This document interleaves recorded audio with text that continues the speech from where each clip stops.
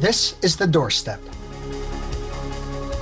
Sponsored by the Carnegie Council for Ethics and International Affairs, featuring Nicholas Gvozdev and Tatiana Serafin. This episode was recorded on September 24th, 2020. Welcome to the Doorstep. This is a new podcast initiative sponsored by the U.S. Global Engagement Program of the Carnegie Council. Its goal is to connect the stories of the day that are happening around the world with the day-to-day issues of you, the listener. How do things that happen in a part of the world, or how does the formation of U.S. policy down in Washington connect with your own sense of personal security, prosperity, or just how you go about living your day-to-day lives? I'm Nicholas Gvozdev. I'm a senior fellow here at the Carnegie Council, and I direct the U.S. Global Engagement Program, and I'm pleased to be one of the co-hosts of this new podcast.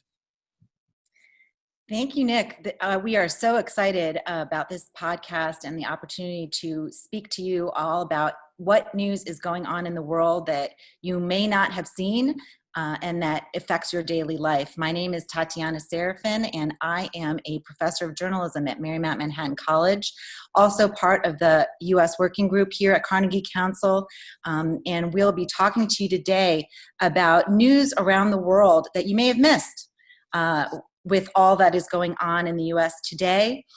We have a big debate coming up next week that we'll spend some time talking about in the second part of our podcast. What are we looking for from President Trump and Vice President Biden as we go forward in our daily lives? And we are also framing our podcast each week around a particular part of the world. And this week we take a look at news from Asia and what we need to be looking at from that part of the world.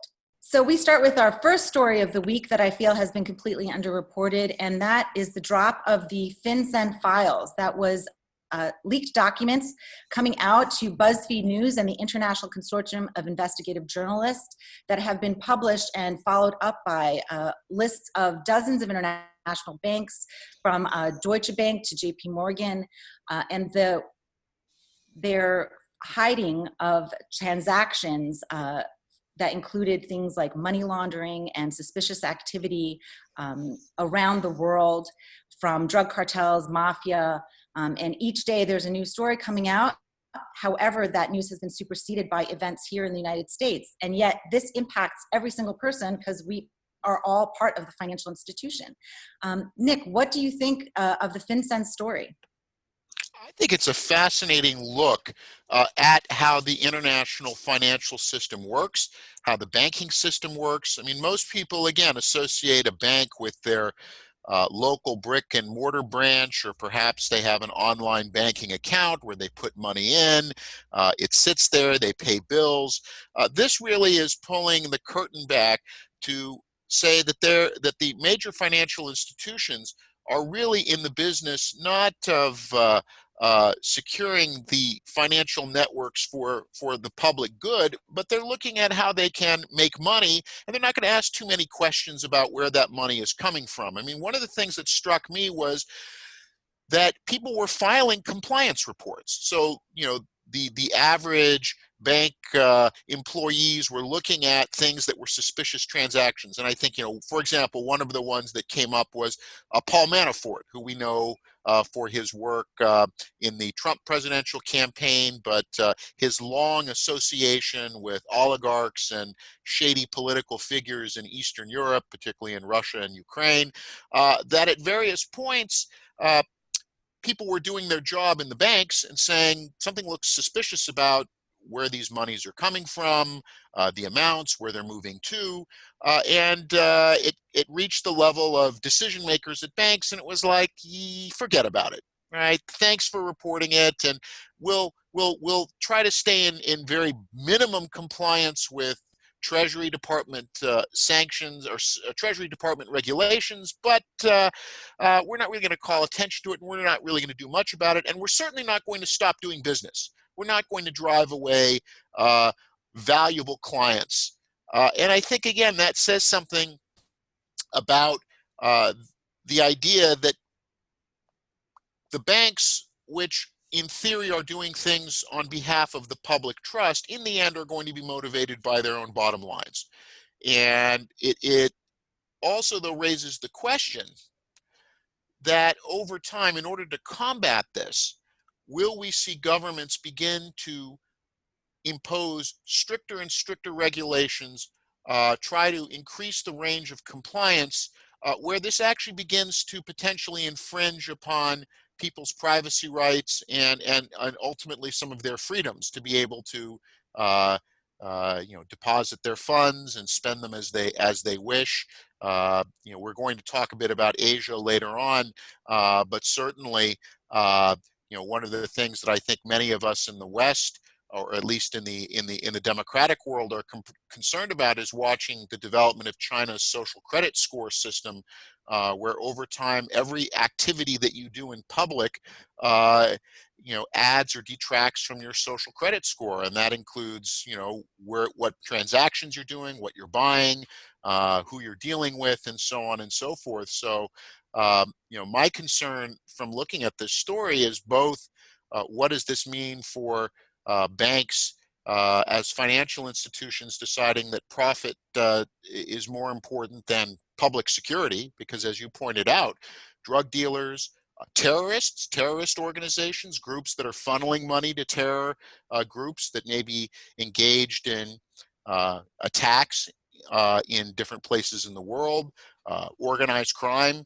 But that old adage that money doesn't smell is driving them. But that governments, in reacting to this, may begin increasing the levels of security and surveillance, where it begins to, over time, have a civil liberties impact. I think it'll be interesting to see. I mean, one of the countries, for example, that is called a higher risk jurisdiction, even compared to a place like Cyprus, is actually the United Kingdom.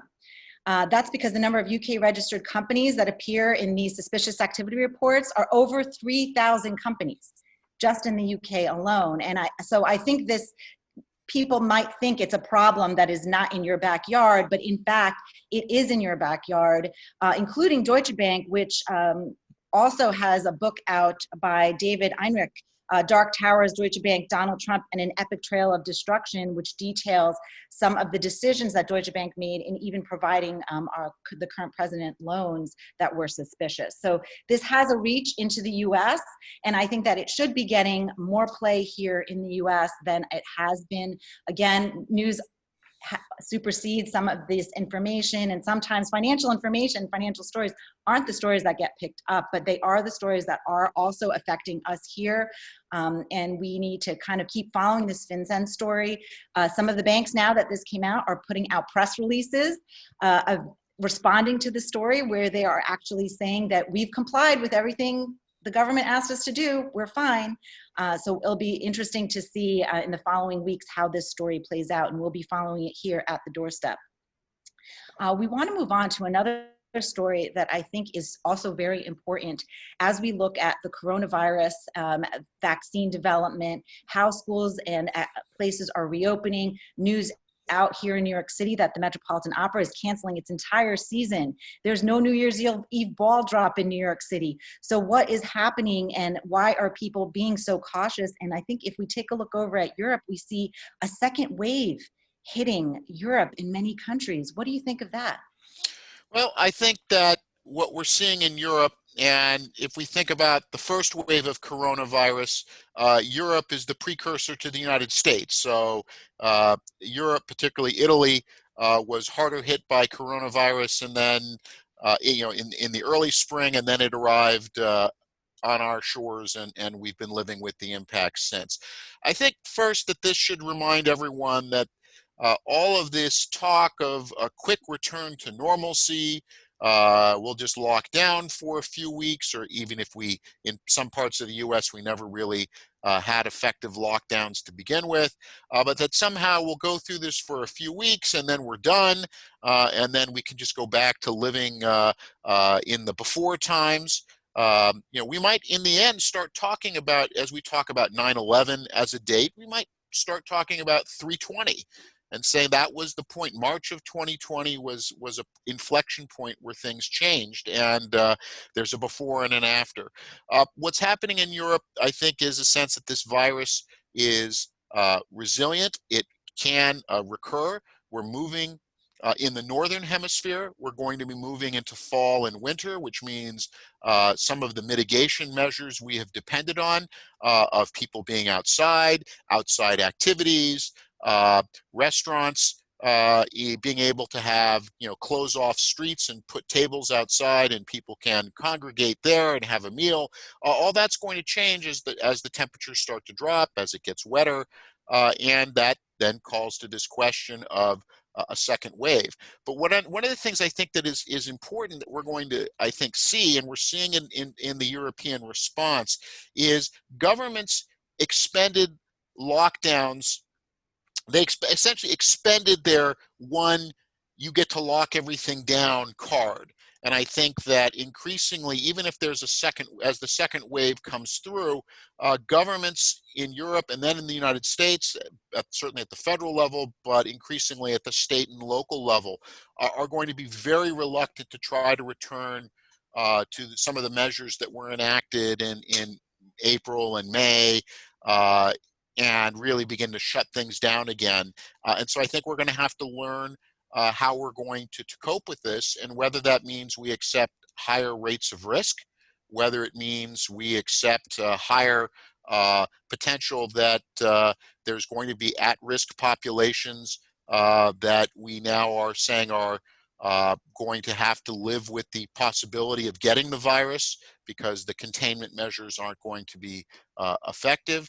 I don't know, but I think that watching what's happening in Europe suggests that in the absence of a vaccine that works, and even though we've got a number of vaccines in trial phases in the United States, in China, and Russia, in Europe, we don't know if they're going to work. We don't know about side effects. We don't know how long it would take. So I think this is going to be, as you said, that the cancellations. I think this is really beginning to hit home to people that. When this first started, people said, a few weeks of disruption, and now it's really summer to fall of 2021. And what does that do to how we live? What does it do to different parts of the economy that have depended on people being able to travel? Even things like a podcast like this, which podcasts have been designed in many ways for commuters, for something for you to listen to on the train or on the drive to work. But if more people aren't doing that, what does that mean moving forward? So watching the European response, though, is quite indicative that I think we're going to be learning more to accept these higher rates of risk.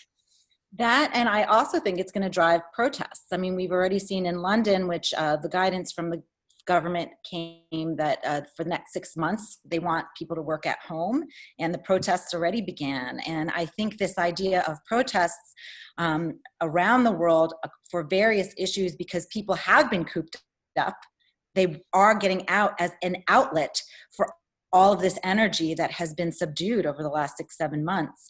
I think that's what we're seeing in our next story this week that I feel should be getting a little bit more attention. The protests in Belarus and the subtle, quiet way that Lukashenko swore himself into office under the radar, despite the protest, despite the international world taking a look at what's happening in Belarus as an example of what happens in a place that has an election, that is contested, that then someone takes over, that might have implications for other countries with upcoming elections. Nick, what do you think? Well, that's a great point. In that when people look at a place like Belarus, before it would be to say, well, that's just, it's one of those quirky East European countries that, we don't know too much about. And, that's just something that happens in that part of the world. But no, this is, in a way, a canary in the coal mine. And I think connecting it to what you just said about wave of protest energy that has been driven by the coronavirus, by the lockdowns and by the frustrations, by the fact that there is growing frustration around the world in a number of the democracies that governments don't seem to be responsive or effective. This is what has driven the populist wave, the first wave of populist governments, but now that populist governments throughout Europe and in other parts of the world have not been that effective in dealing with the coronavirus, the second wave of protests. So I think that connecting to say, look, what's happening in Belarus is not just something that is linked or is only Belarus in terms of well, that's just something that's happening there. It's part of this larger phenomenon of global frustration, if we can use that as a descriptor. But what it also means for politics, I think, is very important in that what happens when an election is contested, and what happens. It really then speaks to how strong or how weak are your institutions, how strong or how weak are your traditions, your political traditions about winning and losing and giving up office and contesting results. And if the ballot box isn't the way in which these things are going to be decided, does it become a test of wills in the streets? And what we're seeing in Belarus is both Lukashenko and his cadres and the opposition are settling in for what is essentially going to be a long-term war of political attrition. Lukashenko says, I still control at least somewhat the loyalty of security forces, and I control the apparatus of government, so I could swear myself in. But of course, as you pointed out, he did so secretly, under the radar. Interestingly, no Russian representatives or any foreign representatives there. It's kind of saying, yes, I control the apparatus of government, but I don't really control the streets. I don't control loyalty among the people. And the opposition is counting on, well, if we keep coming out week after week, keep the protests up, at some point, do we start peeling away people in the Lukashenko orbit to say this can't go on?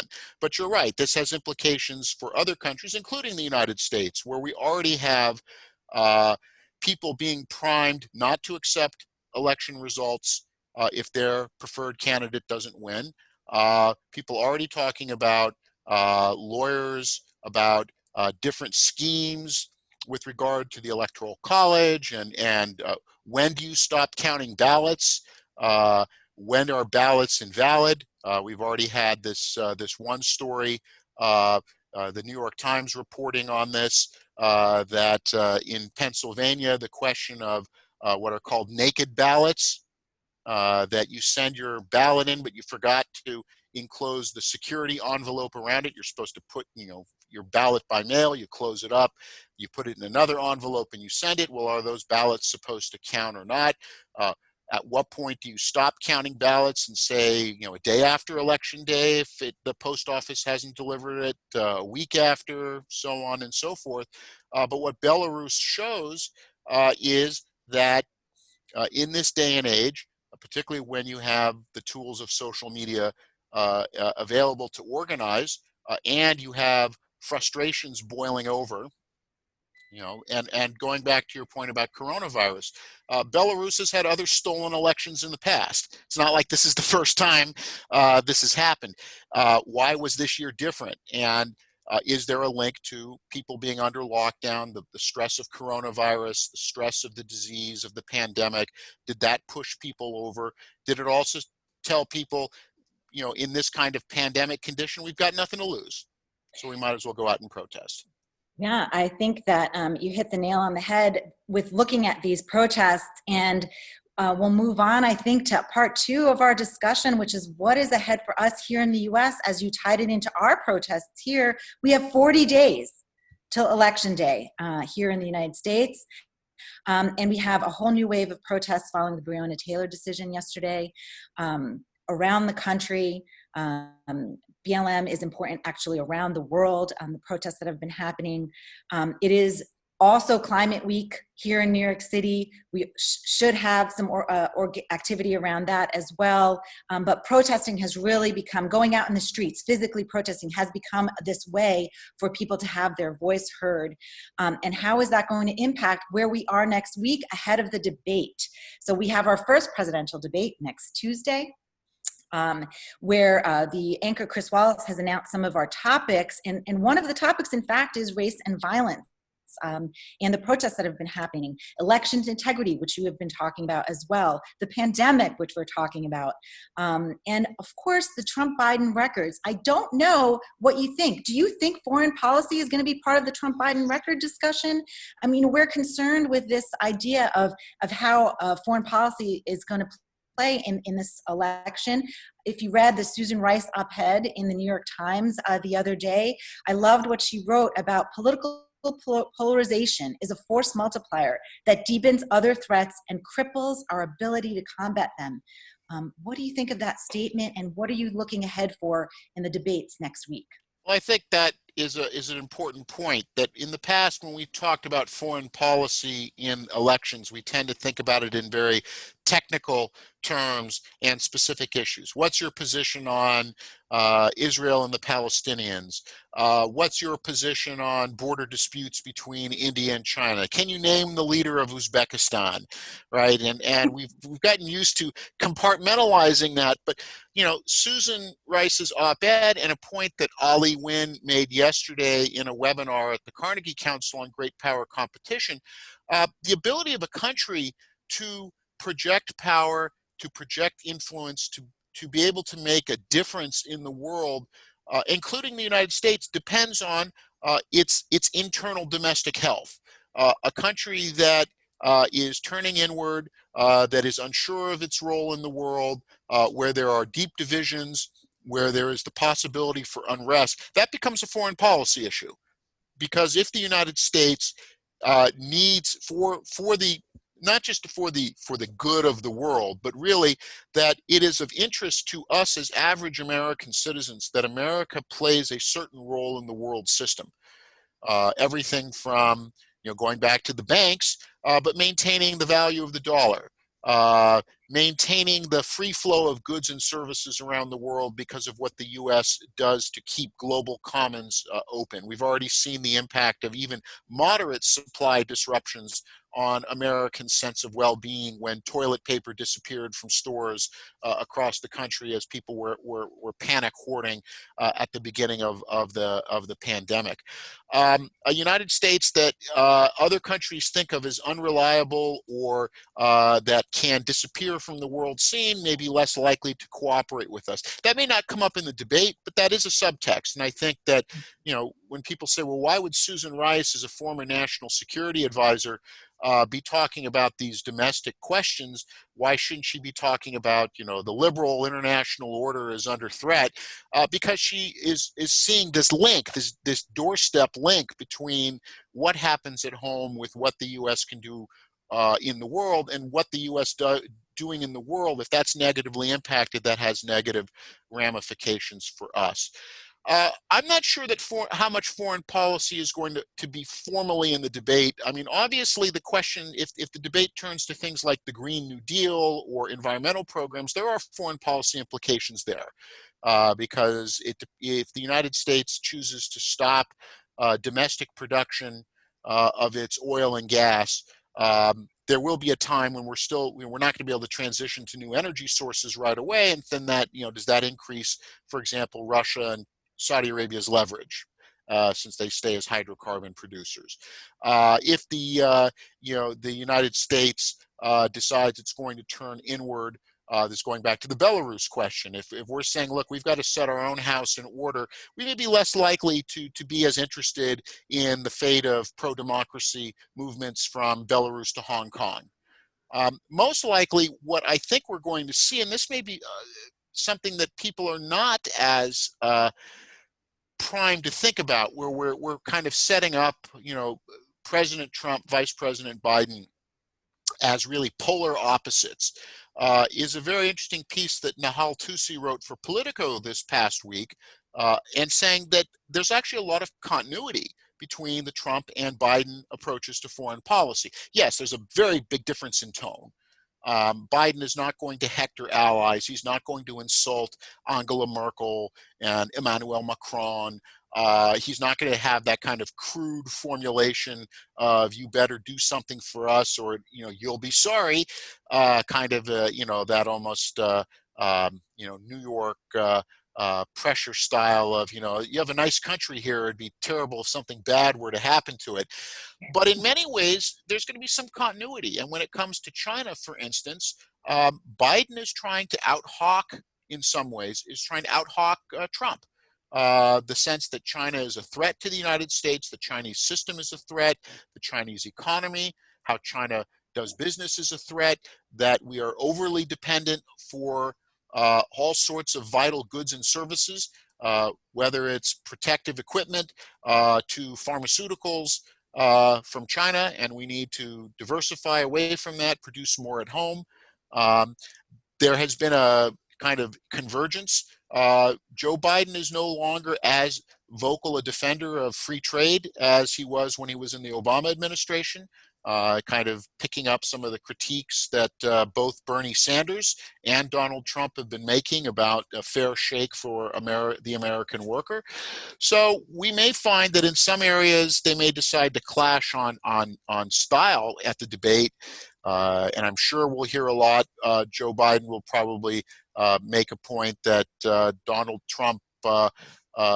Trump's relationship with Vladimir Putin is an issue that should be discussed. But in some other areas, there may be more continuity than we're expecting, and I wouldn't expect the debate to bring that out. Well, we'll see how much foreign policy plays in the debate and revisit that in our next podcast. But you bring up China, which brings us to our region of the week, looking at Asia and this idea of a new Cold War between the US and China, not maybe in military and ideological terms as much as technological and economic that you mentioned. And as we are supposed to be celebrating this week, the UNGA here in New York City, the 75th anniversary of the creation of the United Nations, the ultimate multilateral institution to bring the world together. And instead, people are appearing by themselves on screen in pre-recorded messages, and it feels very alone here in New York. There's no buzz of activity up on the Upper East Side like there usually is. And we have statements from both President Trump and President Xi Jinping that are very isolationist and very pro-China, pro-the US, setting up the world as this duality. I'll say that as number one, and then the issues then that are resulting of that, and we'll go on. I think I do want your input on what's happening with TikTok and WeChat after we discuss this new Cold War, the US versus China. What do you think about that? Yeah, that's something that I think that people should be paying attention to. Because again, someone may say, well, this is just this is foreign policy at the Washington level. How does this affect me? Well, when you're starting to talk or think in terms of Cold War or great power rivalry, first of all, you can't completely dismiss the military aspects. That China is building up its military. It's building up its nuclear force. It's building up its ability to project power and defend its influence. And that means it's building up its ability to raise costs for the U.S., certainly in East Asia and South Asia, and then increasingly in other parts of the world. It is a tragedy to think that we could be returning to a period like the original Cold War was, where you have nuclear-armed superpowers that to some extent, that rests upon their ability to launch devastating attacks. I think a lot of us hoped that after 1991, we would never be living under the threat of a nuclear war, but here we are. That's a possibility as China continues to build up its nuclear deterrent. But you're right, the economic and technological competitions are really where this is at. The ability of, as people begin to consider, do we just sort of trust a global market to source whatever I want? And I don't really have to think about where it comes from. or who is producing, or any of the leverage or strings that may be attached. So I've always really disliked a Google ad from last year, which was having Camila Cabello walk down, I guess somewhere in Brooklyn, because it looked like Brooklyn, and she's just merrily tapping away on her smartphone, and and there are people on the side sitting on the stoops, and she's kind of, the idea is she's getting goods to these different people, cupcakes, shoes, things like that, and she's just merrily tapping away, and it just all appears as if by magic. And I think that, first of all, is that smartphone produced in China or assembled in China? Is she using Chinese-produced apps? Are those apps collecting data on her and feeding that into Chinese databases? Does it allow them to track what she's doing? But more importantly, the question of, well, who is sourcing those goods and services? That might be a nice pair of shoes to order, to double click order on your smartphone. But then, are those shoes being made in a factory in China that's using prisoner slave labor? And should that matter? And we've kind of in the past just sort of said, well, global markets will settle this. It doesn't matter. We're all one big market. Globalization will solve all these things. But now we have to think about that. We have to think about, you've mentioned, I think, the point about people are going back to school. But in a lot of places, kids are not going back, or they're going back in a hybrid model. And the real dilemma, the ethical dilemma of, do I deny children education by saying, well, we have an order of laptops, but they're coming from China and we're not sure where they're sourced from. So we can either not purchase the laptops from China and kids will not get education. We will say, well, we'll let their education suffer. Or do we say, well, our kids need those Lenovo Chromebooks, and we'll kind of look the other way, not look too hard where the sourcing is from within China. Or the same thing with PPE. How many times, if you've been to your doctor's office, your dentist, anywhere, and ask them where did their protective gear come from? And would they say, well, we're willing to suspend, if you have a toothache right now, would you be willing to say, well, I'm willing to delay getting that tooth taken care of for 6 months so that I know that my dentist didn't source her PPE products from China? I think that brings the issue of global trade directly to our doorstep as we look at how and what our policy is to China and how that impacts the goods that we get. I don't think that we cover that story enough, and hopefully we'll see more of these supply chain stories that you mentioned. But one of the stories that is impactful for a huge generation of Gen Zers, which represent 30% of the global population, is the TikTok WeChat story. TikTok in particular, which this weekend was supposed to be unavailable, no more updates, by the Trump administration threat, and after a last-minute maybe deal, it's still up in the air between the Chinese owners and Walmart and Oracle. Unclear why Walmart's involved in this deal. Very confusing.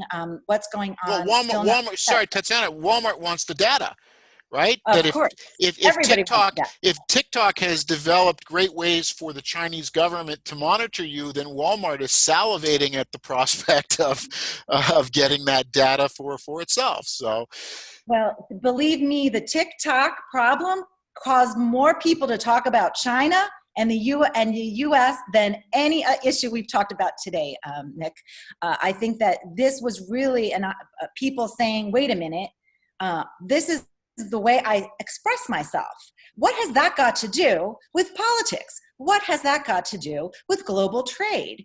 And this has to do with my self-expression, my First Amendment rights. And I think that is part of the lawsuit brought against WeChat being denied here in the US, is this idea that it's my First Amendment right to be able to talk to whoever I want to talk to. You can't deny me this app. Do you think the government is able to do that?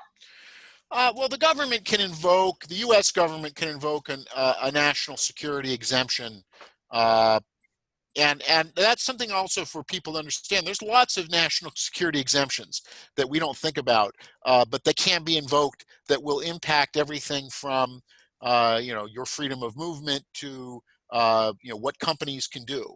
The most famous one in the history books is when, President Truman basically marched the heads of U.S. steel companies into the White House and said, we're going to be nationalizing you for a while because it's a national security emergency. So, I mean, that's going to be the stated power is that, yes, this is that the Trump administration has determined that this is a national security threat to the United States, to have these apps being used by Americans because of the potential transmission of information to the Chinese government, or at least to Chinese entities. Will people follow that? I mean, and this is an interesting thing because we're used to this, certainly from the Russian side, that, Russia for years has really tried to get Russians to stop using things like Facebook and use kind of domestic social media clones or knockoffs. So yeah, don't use Facebook, use VKontakte. Don't use Google, use Yandex. But this is the first time that the United States government is kind of saying the World Wide Web, we're kind of trying to segment and say, no, we're going to have like an American section of that web where we don't want China in. And partly will be, do Americans want that? Will Americans say, nope, this is, as you said, violation of rights, freedom of speech, freedom of assembly, freedom of commercial choice? Will there be a way to try to change that? My guess from the legal side is we already have the precedent with the Dubai ports case in the 2000s, is that yes, the compelling the American subsidiaries for TikTok and WeChat to have to break off from their Chinese mother company and be separate. The law probably will favor what the Trump administration is doing. But as you said, there's also revolt of the consumers. And what will they do? Also, will there be, entrepreneurs saying, well, great, now there's a TikTok-shaped hole in the social media market for me to fill. So we'll see how that plays out. Yeah. Facebook via Instagram is already experimenting with a TikTok rival. So, they might actually be happy about this. Although to your point, we have traditionally in social media dominated the world. Facebook around the world, it is the one that people brush up against. And so, that's also this maybe change in direction where the US isn't the one who is developing new social media platforms. Maybe that is going to be spread out more in other countries, and we'll see how that pans out. But I want to thank you so much for your time today. It's been such an interesting discussion. And I want to leave off going back to the fact that it is the United Nations General Assembly would have been meeting this week. And one of the people who just gave a speech was President Putin, who you mentioned. And what did he say? You wrote a very interesting blog post about his idea of what the world should look like, which we will be discussing next week, in the next 2 weeks when we talk about Europe and its implications on the US. Yeah, well, this is an interesting point. As you had mentioned about the new Cold War between the US and China, Putin essentially is making a pitch for saying, hey, countries in Europe and Africa and Asia, if you don't want to be sucked into a US-China rivalry, why not let Russia kind of take the lead in being the bridge between the two and kind of connecting and mediating between China and the United States. Let's avoid a kind of Cold War. And the real interesting test is going to be in the weeks ahead what the European reaction to this is. Is Europe worried about being sucked into a US-China Cold War, or are Europeans increasingly looking at China as a threat to them? I think that also depends on how the US election turns out. They're more likely to perhaps be open to a Joe Biden, Kamala Harris administration than they would be to a Donald Trump, Mike Pence team in the White House. But we'll have to see. But again, coming back, how does this affect you and me? Over time, if we see a situation where Europeans and Americans together say, we're going to stop sourcing and buying as much as we do from China, and we're going to start buying from each other more, even if it means we're going to have to pay more in terms of the dollar or euro price, but we'll know that we're getting goods from, other democracies and other countries that with which we share these ties, as opposed to overly dependent on China. That could be a real change in coming years. But some of that's going to depend on bringing it back to this. The ultimate decider is the consumer, and is the consumer willing to pay more?